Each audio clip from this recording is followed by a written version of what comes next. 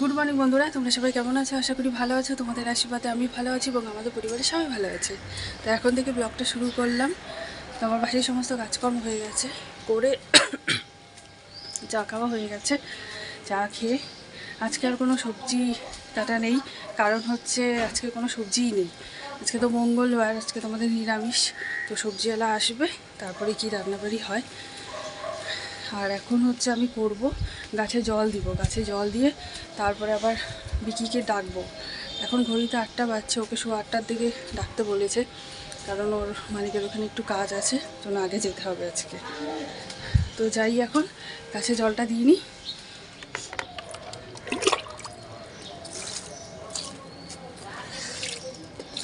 দিয়ে নিচ্ছি গাছে জল। ওই বোতলটা থাকলে না খুব সুবিধা হতো, বোতল মাকে একটা বলতে হবে বানাতে, তাহলে গাছের পাতাগুলো ভালোভাবে পরিষ্কার হয়ে যায় খুব সুন্দর করে।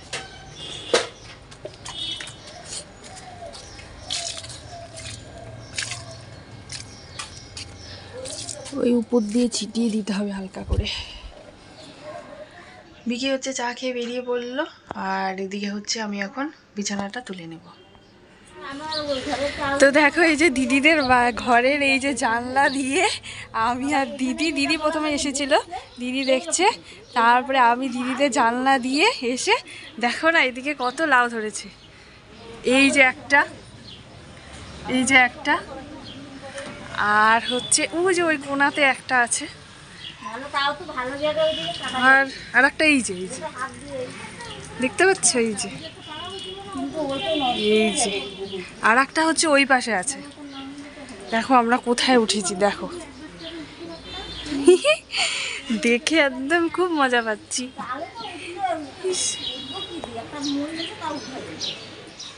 তো আমি এই যে রেডি হয়ে গেলাম, রেডি হয়ে যাবো হচ্ছে, আজকে সবজিওয়ালা আসেনি, ফোন করলাম, ফোন করে ফোন ধরছেই না, তার মানে আসবে না। তো ঘরে তো কোনো সবজিই নেই, তো আমি আর মা এই যে যাবো বাজার।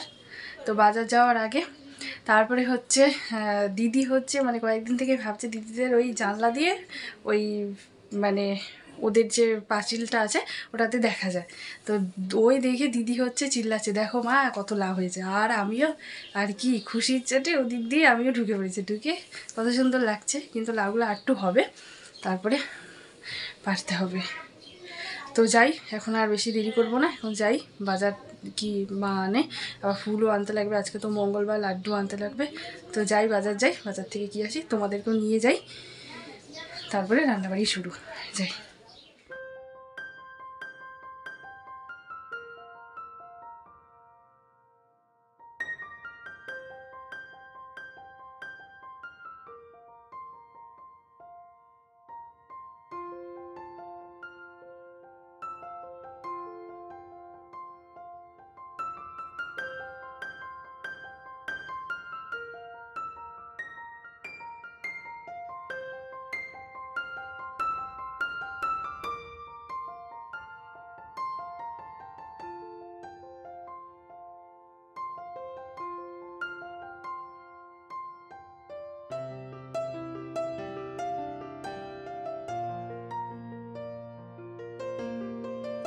তো চলে আসলাম বাজার থেকে, এখন আর বেশিক্ষণ কথা বলবো না, গিয়ে এখন রান্নাঘরে সবজি টবজি কাটাকাটি এসব হবে।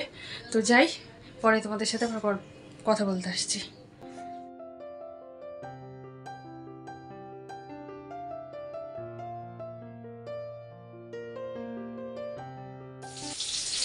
শুভ সকাল আমার প্রিয় পরিবার, তোমরা সকলে কেমন আছো?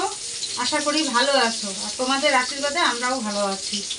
আজকে হচ্ছে মঙ্গলবার, ঘুম থেকে উঠে চা খেয়ে সবজিওয়ালাকে রিয়া ফোন করলো, সবজিওয়ালা এলো না, আসবে না। তো রিয়া আর আমি মিলে দুজনে বাজারে গেছিলাম, তোমাদেরকে ঠিকঠাক মতো দেখানো হয় নাই, রিয়ার বাবার জন্য তাড়াহুড়া করছিলাম। তো বাজার থেকে এনেছি হচ্ছে বেগুন, করলা আর ফুলকপি। তো এনেছি হচ্ছে ফুলকপি, বেগুন, সয়াবিন, আর এই যে করলা ভাজা হবে, বেগুন ভাজা হবে, আর এই লাউ ডোগা দিয়ে মুগ ডাল হবে, আর সয়াবিন আলু দিয়ে আর ফুলকপি দিয়ে সয়াবিন হবে। এই আজকে রান্নাবাড়ি। নমিতা ওইদিকে যাও, ওটা ঝুলাই দিও। কোনটা? হ্যাঁ না না, তোমাদের টুয়ের কাছে যে আছে ওইটা। ওইখানে দুইটা, ইস দেখা যাচ্ছে না, ইস। হ্যাঁ হ্যাঁ হ্যাঁ, ওইখানে একটা আর ওই যে চালে একটা। হ্যাঁ এইখানে দুইটাই আছে। ওই টুয়ের মধ্যে এত বড় এটা হইছে। আচ্ছা দুইটা তো মানে দেখা, পাঁচটা কোথায় দেখছো? পাঁচটা ওই পাশে আছে। পাঁচটা ঝুলতেছে। হ্যাঁ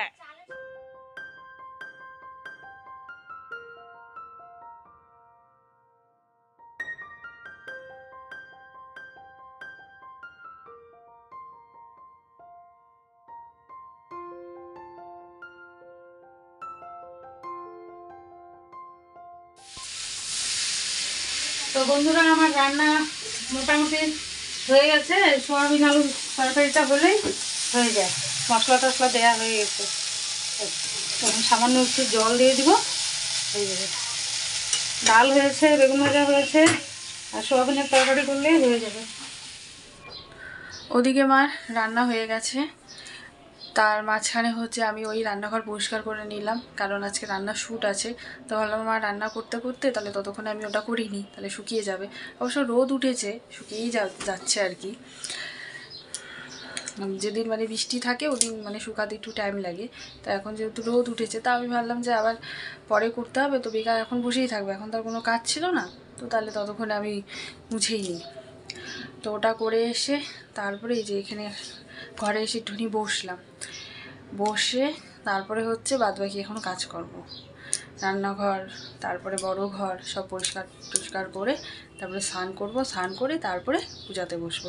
আজকে আবার মঙ্গলবার, ওই জন্য একটু তাড়াহুড়ো করছি যে একটু তাড়াতাড়ি পূজাটা যাতে দিতে পারি, কারণ এখন ঘড়িতে বেজে গেছে 12:20। ওই সব কিছু করতে করতে তাও 1:30 মতন বেজে যাবে। তো যাই, এখন আর বেশিক্ষণ কথা বলবো না, যাই এখন কাজকর্মগুলো করে আসি, তারপরে তোমাদের সাথে আবার পরে কথা বলতে আসছি।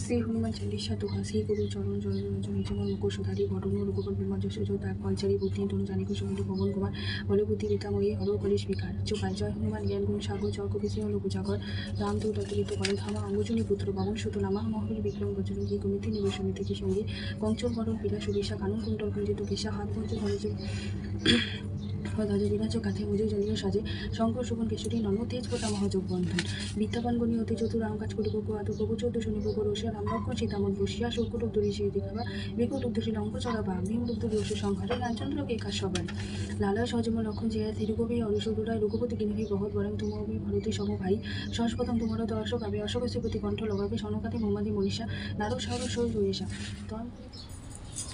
তো দুপুরে খাওয়া দাওয়া করতে বসে পড়লাম। এইদিকে এই যে ডাল আর সোয়াবিনের তরকারি, আর এইদিকে আছে বেগুন ভাজা, আর ওদিকে হচ্ছে এই যে মা খাচ্ছে।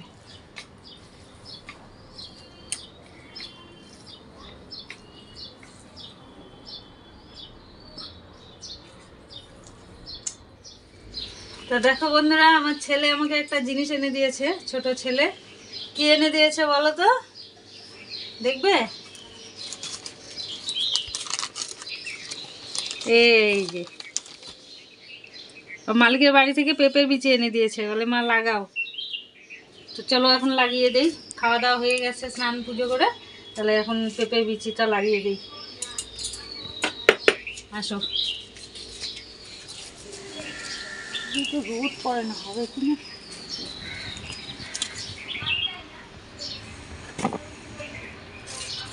ইঁদুরে না খাই যায়, দেখলা না, আলু লাগাইলাম ইঁদুরে খাই গেল না। এখান দিয়ে এমনি ছড়াই দিই।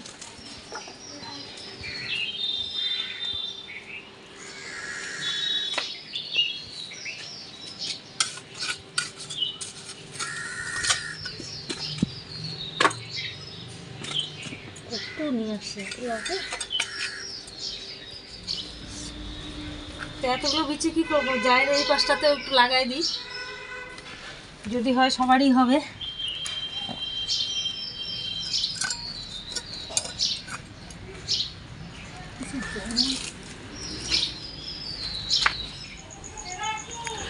গুড ইভিনিং বন্ধুরা। তো এই যে আজকে তো আমাদের রান্নার শ্যুট আছে, তো মা সব পেতে নিচ্ছে, আর ওই রান্নার জিনিসও সব কিছু পার করা হয়ে গেছে। এখন শুধু দিদিভাই আসার অপেক্ষা, কতক্ষণে আসে। বললো তো 7টার দিকে চলে আসবে, দেখা যাক কখন আসে।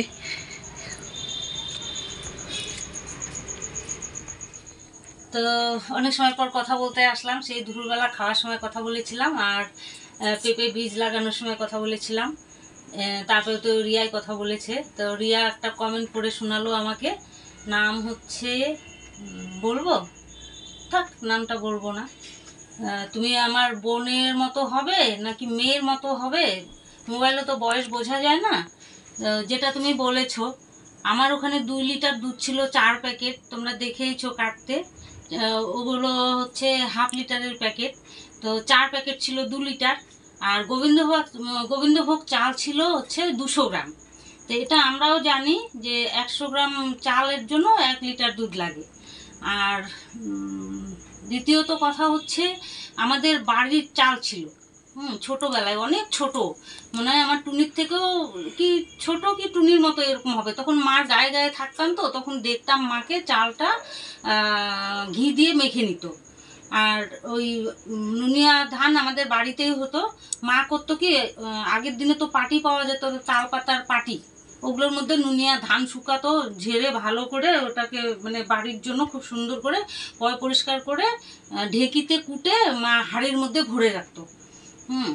আর ওই চালটা বাড়িরই ঘি, বাড়িরই দুধ, ওই চালটা ঘি দিয়ে মেখে নিত। তো এখানে হচ্ছে কি, আমাদের চাল হচ্ছে কেনা, কোন দোকান থেকে কোন দোকানে যাচ্ছে, কতজনের হাত লাগছে, কতজনের পা লাগছে, তো ওটা না ধুয়ে তো আর ঘি দিয়ে মেখে ছেড়ে দিতে পারি না। হ্যাঁ, অবশ্যই ঘি থাকলে পরে দিয়ে দেই, তো আমার কাছে ঘি ছিল না, আমি পরে দেই নাই। তো সেখানে আমি 10 টাকা দামের আমুল দুধ দিয়েছি, গুঁড়ো দুধ 10 টাকা দামের, যাতে ঘিয়ের স্বাদটা ওখানে চলে আসে। 10 টাকা দিয়ে তো আমি ঘি কিনতে পারবো না, আর ঘি থাকলে আমি ঘি দিতাম, তোমাদের অবশ্যই দেখিয়ে দিতাম। তো যাই হোক, এটাই আমার বলার ছিল। রাগ করো না, তুমি আমার বোনের মতো হলেও আছো, মেয়ের মতো হলেও আছো, রাগ করো না, এটুকু আমার অনুরোধ। তুমি কমেন্ট করেছো, আমি তো অতটা লিখতে পারবো না, আর রিয়াকেও অতটা বলে বুঝাতে পারবো না যে এই লিখতে হবে, তাই আমি বলে দিলাম তোমাকে, তুমি রাগ করো না, বুঝেছো? তুমি আমার মেয়ে হলেও আছো আর বোন হলেও আছো, তোমাদেরকে আমি যথেষ্ট ভালোবাসি। হ্যাঁ, এটাই কথা আর কি। তো আমাদের রান্নার শ্যুট কেবলই শেষ হয়েছে। তো এখন হচ্ছে আমি যাব, তোমাদেরকে ভিডিওতে বলেছিলাম না যে এই যে আমার শাখাটা পাল্টাতে হবে। তো এইদিকে হচ্ছে রান্নার শ্যুটও তাড়াতাড়ি শেষ হয়ে গেছে, 9টা বেজে গেছে। তো দাদাভাই ফোন করলো, তো দিদিভাই বললো তাহলে চলো, রান্নার শ্যুটও হয়ে গেছে, তাহলে রিয়াকে নিয়ে যাই। তাই আমি, দাদাভাই আর দিদিভাই এখন 3জনে যাব। তো তাড়াতাড়ি আমি রেডিটা হয়ে নিই। তো এই যে রেডি হয়ে গেলাম, এই কুর্তিটায় তাড়াতাড়ি করে পরে নিলাম। তো যাওয়া যাক এখন।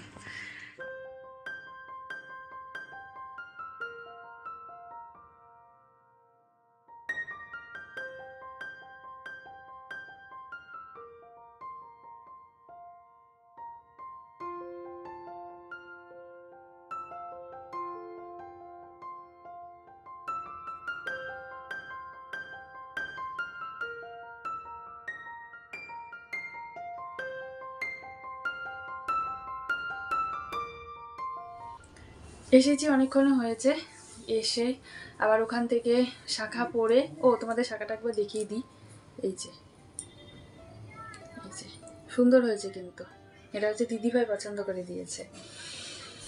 তো শাখা পরা হলো, তারপরে ওখান থেকে দাদাভাই, আমি, দিদিভাই 3জনে ফুচকা খেলাম। খাওয়া দাওয়া করে তারপরে এই যে বাড়িতে আসলাম। আজকে তো মঙ্গলবার, আমাদের তো নিরামিষ, কিন্তু ফুচকাটা নিরামিষই ছিল, কোনো পেঁয়াজ টিয়াজ কিচ্ছু দেওয়া নেই, মানে দোকানটাই নিরামিষেরই আর কি। তো দাদাভাই ওই দেখে ওই দোকানেই নিয়ে গেছে, যেহেতু আমার নিরামিষ। তো ওদিকে খাওয়া দাওয়া করে তারপর বাড়িতে আসলাম। তারপরে এসে দিদিভাই দাদাভাই ওদের জন্য চা বসালাম। আর বিকি হচ্ছে এই 11:30-11টার দিকে আসলো। তো এদিকে কি হয়েছে, তোমরা দিদিভাইয়ের ভিডিওতে হয়তো শুনেছ, দাদাভাইয়ের গাড়িটা কে যেন এসে মানে প্রথমে তাই সবাই ভেবেছিল যে এতদিন ধরে গাড়িটা রাখে কিছু হয়নি, হট করে গাড়িটার মধ্যে এসে কে যেন কি যেন কেটে দিচ্ছে তার, তারপরে আরও ভিতরে জিনিসপত্র তারপর সব কিছু কেটে দিচ্ছিল। তারপরে আজকে হয়েছে তো কাকিমুনিকে দিদিভাই ফোন করে বলেছিল, দুদিনই ফোন করে বলছে এরকম তুমি কি কাউকে দেখো এখানে কি কেউ এরকম কিছু করছে? তো তখন বলছেন না কাউকে তো দেখি না, আমি তো ওখানে এই চা বাসন ধুচ্ছি এই করছি, কই আমি তো হাঁটাহাঁটি করছি দেখিনি তো কাউকে।